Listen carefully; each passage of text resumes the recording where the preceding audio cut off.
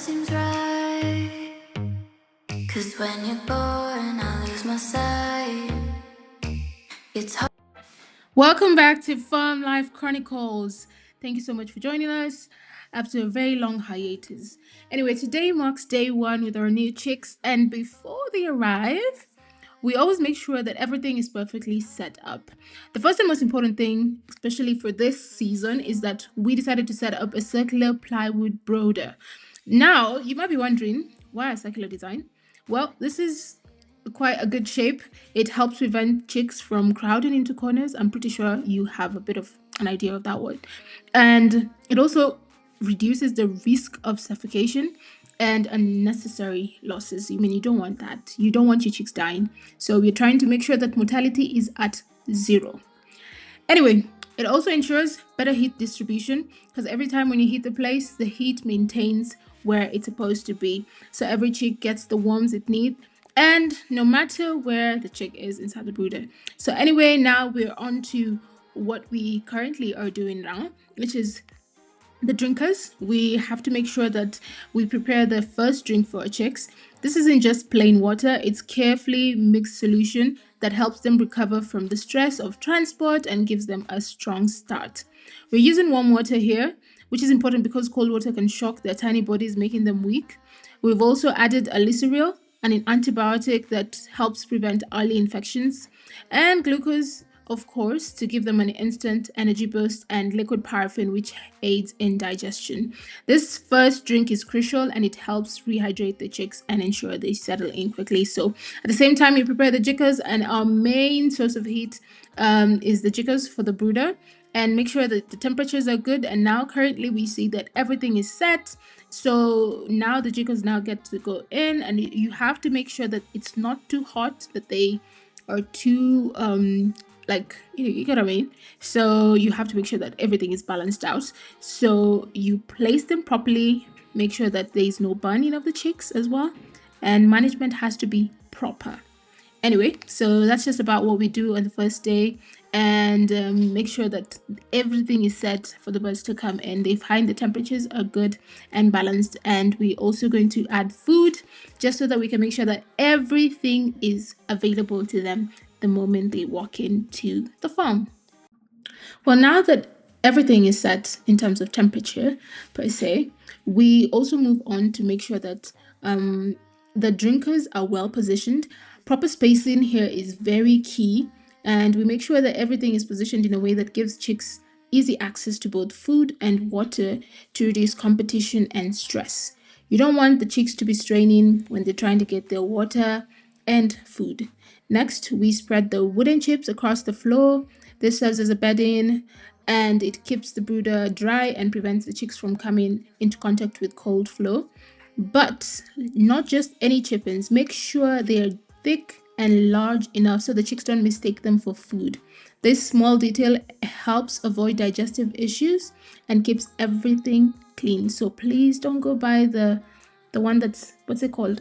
The ashy one. I don't know which. Yeah, there's a difference between Miranda and I think there's a different one. I don't know what it is, but yeah, that one. So please don't make the mistake of getting the tiny ones. Make sure that they're big enough so that they do not digest them in. Please, please, please note that. 'Cause when you're born, I lose my sight. It's harder at night. Now that our chicks are finally here, the first thing we do is count them. While this might seem obvious, but it's a really important step. It always helps to confirm that the number of chicks delivered matches what you ordered. So this is the best way to do it. Accurate records help with farm management and tracking performance.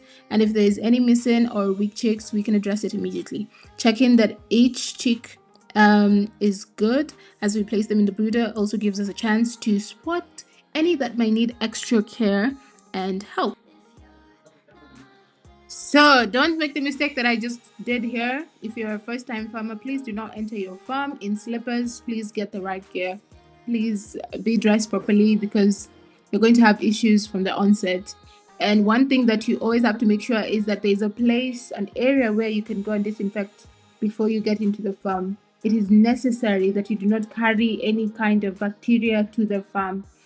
you have to be clean always. The hygiene standards when it comes to layers farming has to be top notch.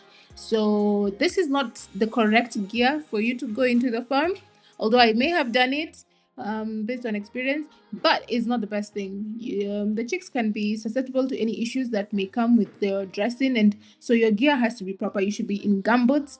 You should be properly dressed for the farm. So please do not make that mistake. And yeah, I do not advocate for my dressing when it comes to you going to the farm. So make sure that you take note of that. Do not go to the farm when you're looking like me.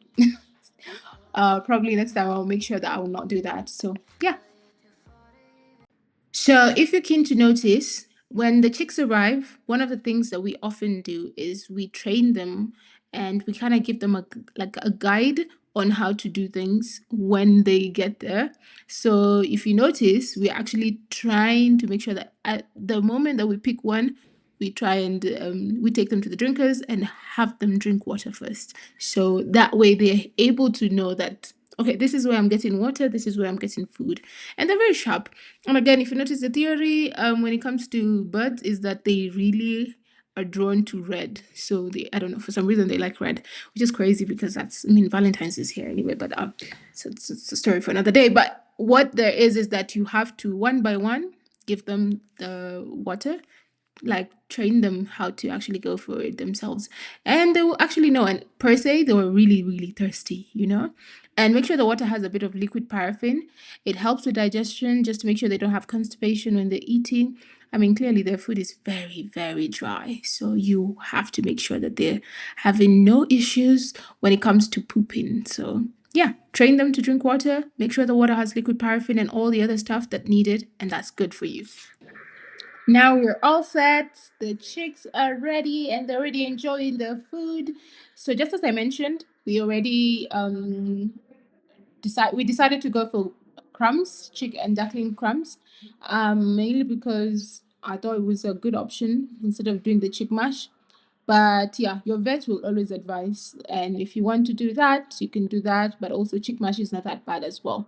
So now they've already known how to actually drink water, and you should be very careful when you're dealing with the chicks, because sometimes they tend to go into the drinkers and they may drown inside there. So the first few weeks, just be very vigilant, just to make sure that even when they go in, that there is no issue and you don't have like minor issues of drowning. Those are things that you can prevent if you just make sure that you're there to watch them and to just take care of them.